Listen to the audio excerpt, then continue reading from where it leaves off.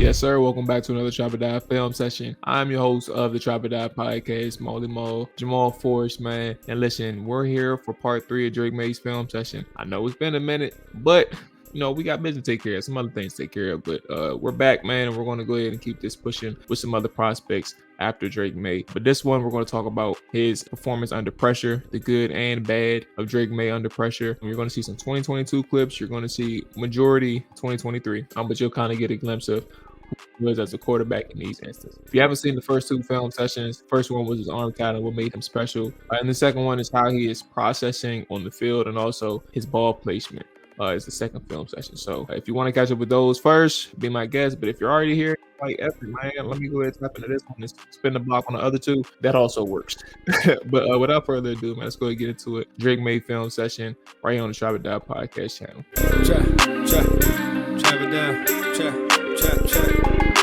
All right, now before we get started, as always, man, make sure you hit that like button, make sure you hit the subscribe button. Trap or Die, man, especially if you're new, we definitely appreciate it. All right, so as we get started, I think one of the things that we talked about in previous film sessions on Drake Maye is understanding his arm strength, his velocity, his talent is what makes him special.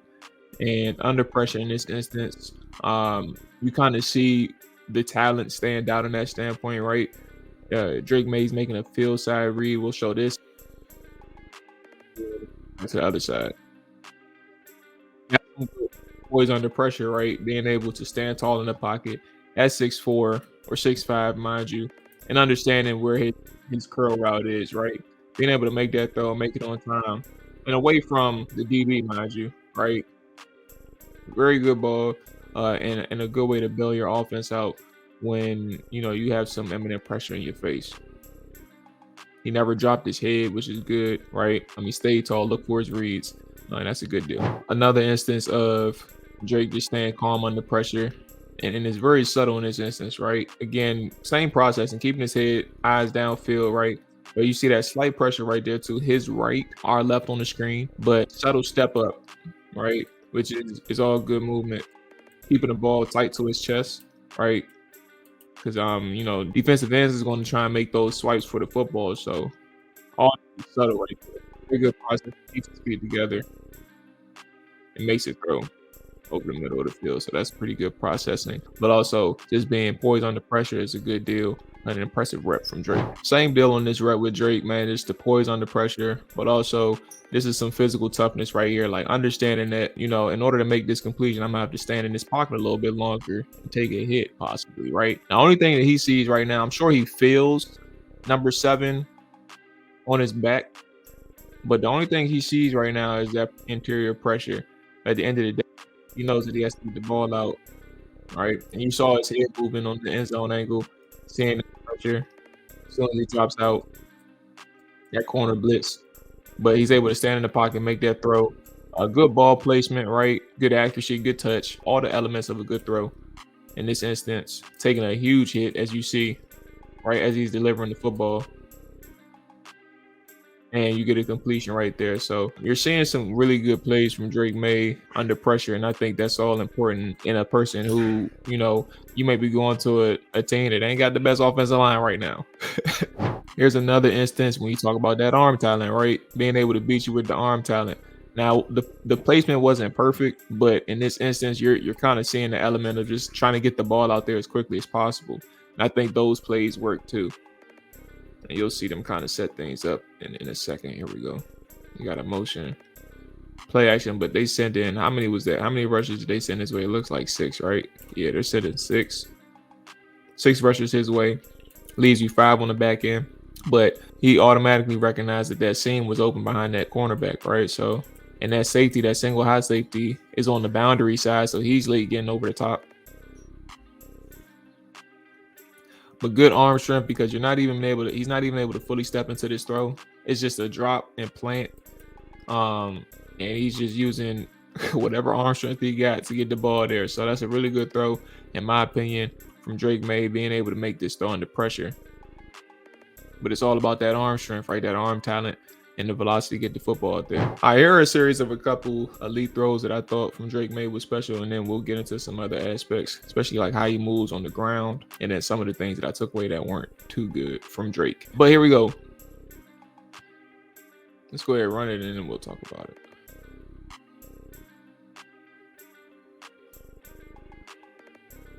All right, so as you see, let's kind of start from here and then work our way backwards, so you can kind of sense the pressure that he's feeling. Throwing to the left side or the field side, right? In this instance, you got what, 4 defenders essentially covering them with 1 person barreling on your back, and able to keep the ball on the run for number 8 as he continues to push downfield or horizontally, excuse me. But again, he's able to see this thing the whole way through, and you're able to get it to the sideline in that instance under pressure is really impressive.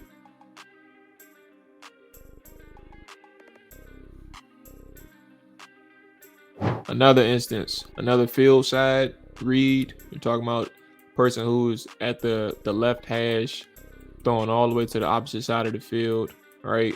Under pressure again, like we see that, right? Under pressure again, takes a hit, able to give his receiver a chance on the sideline. And we talked about the receivers at North Carolina in previous film sessions, not being able to stand up for their quarterback and make plays for their quarterback good amount of times.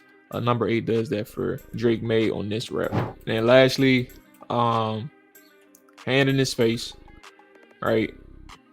Another field side read. Good ball placement, touch, all the elements of a good throw, right? Gets the ball right where it needs to be for a first down. All right, so here we go. And this is a 2nd, I believe, and 6 situation for the Tar Heels, right? And again, we're talking about a person who sees some pressure and just making a play for his team to get a first down. That's a 7-yard scramble. I mean, I think when we talk about athleticism, I think there's tiers, right? Drake Maye is in a tier of his own compared to Jaden Daniels, right? And I think that's important to acknowledge when you're talking about Jaden and Drake, because those are the number 2 and number 3 quarterbacks that people were talking about. Drake has athleticism, but he has athleticism in his own right. Like, it's not comparable to Jaden, but Drake does make plays with his legs. And I think that should be acknowledged. He's not going to be the one that gets you 40 yards, an easy 40 yards on a scramble attempt, right? Like, he's going to get you like a tough 7, tough 8, tough 9, something like that. And that's okay. Like, for example, he does have some moves in the pocket too. I look at this play right here where he's able to buy some time. Like, I don't think his contact balance is the best personally, right? I think that Drake Maye can go down pretty easily if a defender gets his hands on him. But then sometimes out of the woodworks, you'll see him, look, he has, like, that's a defensive end barreling on his back right now, right? But his frame, like, Drake Maye is 6'5", I would guess like 230, 240, right? Stiff arming defensive ends, and then stiff arming a defensive back. That's very good ability. You don't see it that often, but his ability to extend plays when under pressure, or just generally, right? He does have some moves with his hands. He does have some escapability to him, and it's impressive, but you don't see it often. And I think that's probably my thing that bothers me, right? But that's a very good play under pressure as a runner to buy him some time, to buy his offense some time. Like this play right here. Now, this isn't a person that's under pressure essentially, but we're somewhat pressure. But you see this scramble for like 16 yards from Drake Maye. And I think that's what I talk about, like his athleticism. He'll get you some yards. It's just gonna be a little tough one. But he has like the awareness, the pocket awareness to escape when you got defenders abandoning their rush lanes and things like that. If he gets that gap that you saw just now, and we can run it back one more time, when he sees those gaps right there, he's gonna take advantage of it. And again, like you see the slight burst, from Drake, the acceleration to get past that second level and get towards the sticks. That's really good. That's a really good play. Again, that wasn't pressure, so let's go ahead and get back to the purpose of this film session. Okay, so for Drake Maye, if you've seen the second film session, the biggest thing that I really harped on was his inconsistencies, right? And I think even under pressure, the biggest thing that hinders him, right, he'll have some very good plays, and we kind of showcase them, right? We spent a good while just kind of breaking those down, but then he'll have these inconsistencies where his inaccuracy pops up, right? His mechanics kind of fail him and break down. Even sometimes where he made good throws, his mechanics wasn't really on point, but his arm talent was there for him to allow them to make a play. So again, you kind of see this one where he has some pressure in his face, right? first off, he's throwing to a breaking in route to number 9, right? That's the only other receiver in the area, but number 9 is triple covered, right? So what's the process of making that throw anyway? And look at the result, ultimately throwing it to a safety, to Duke safety, and they're already in field goal range to start their next drive.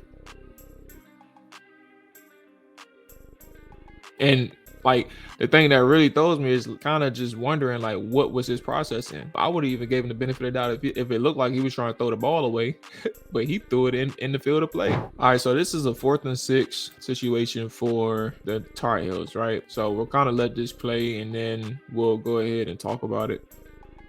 But again, under pressure, you kind of see some things that stands out, right?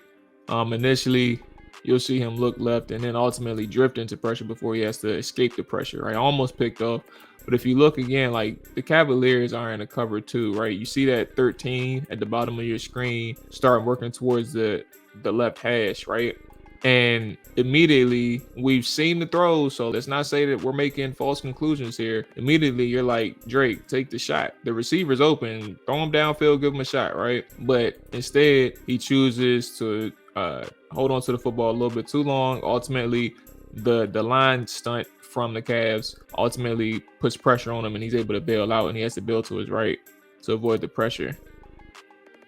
And now you're talking about, again, 4th and 6 situation. You're talking about a person who has to make a play out of nothing, but now nobody's open. So now he's just like, F it, I'm gonna throw it. So he misses his opportunity early on to make a play, and now he's throwing into double coverage, and the Tar Heels are forced to turn the ball over. Okay, so the next play, you're going to see some pressure that confuses him. This is against the Notre Dame Fighting Irish, obviously, but you're starting to see him hold on to the football a little bit too long in this instance. And you know, when you don't see nobody open or you're nervous, that's a wrong word. I wouldn't say nervous, but if you're unsure of what decision to make downfield, try to get rid of the football, throw it away, find a check down, right? And in this play specifically, you already miss the read to the flat, right, with your running back. Like that's there, but you don't take it. You also have a curl and then a return from your receiver on that same side, right? You have 2 options, but in that moment he starts to feel the pressure, and this is where we go to this angle. Let's kind of run the process.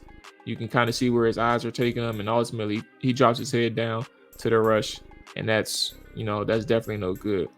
So pre-snap processing kind of got him in trouble, and then ultimately not knowing where to go with the football after the snap is what doomed him. That was a 5-yard sack, I believe, on 2nd down for the Tar Heels offense. All right, so here's one on the run from Drake Maye under pressure.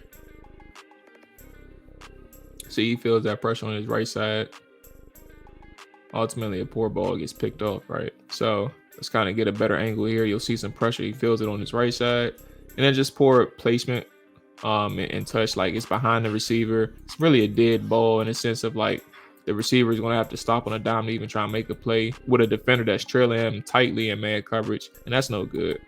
So turn the ball over, back in the possession of South Carolina. So on this play, you can kind of think about Sam Howell in this instance if you're a Commanders fan. This is a 1st and 10 situation for the Tar Heels, right? So with that context, think about you're not necessarily going for the gusto. You're looking to move the sticks, right?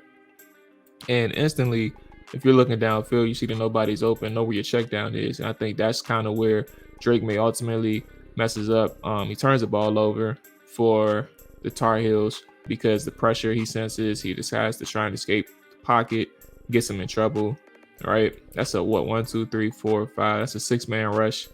And he tries to make something shake out of nothing, and he gets himself in trouble. But if you look on the jet sweep, right?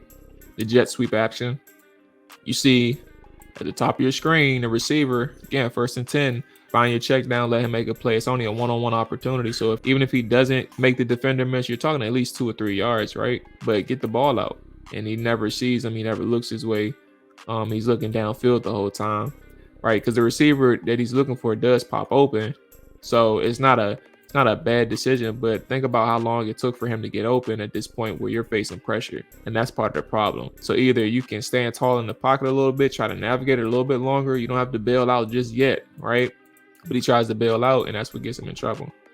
So it's a processing thing, and just understanding how to work the pocket a little bit longer, or just understanding the timing that you have in that pocket. Like, do you need to escape right now? And if you don't, or if you're unsure, find your check down, and ultimately turns the football over. So another one for Drake, just trying to make a play in terms of getting the football out of his hands, right? Like almost an interception, just trying to get rid of the football to a receiver, mind you, not throwing it away. He's trying to get it to a receiver, and it's almost an interception. And if it wasn't for the defender trying to break the pass up, but his teammate could have just picked it off. And we're talking about a turnover on downs. All right, that's going to wrap it up for Drake Maye's third film session, man. I hope you enjoyed this prospect profile breakdown of that number 2 or number 3 overall pick, I'd imagine.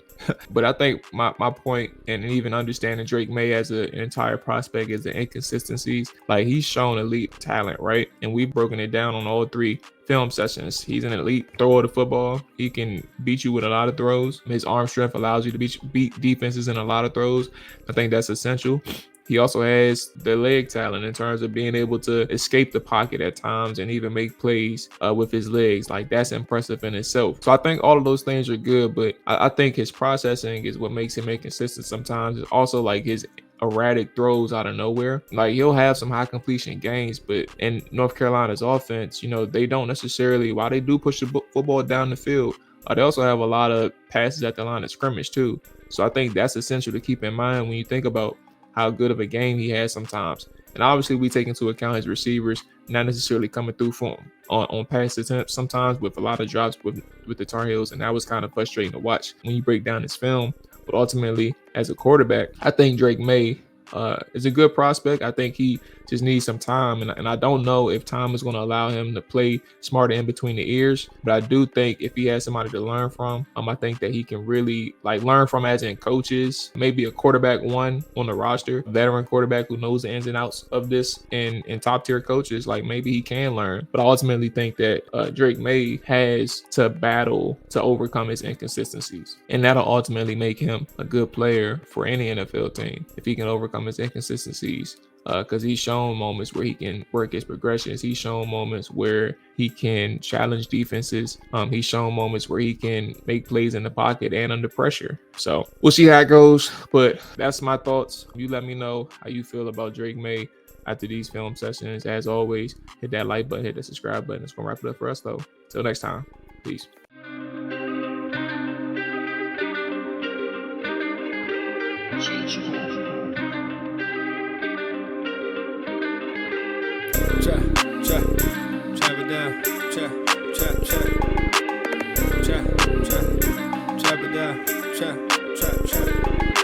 Chop it down, chop it down, you gon' chop it down.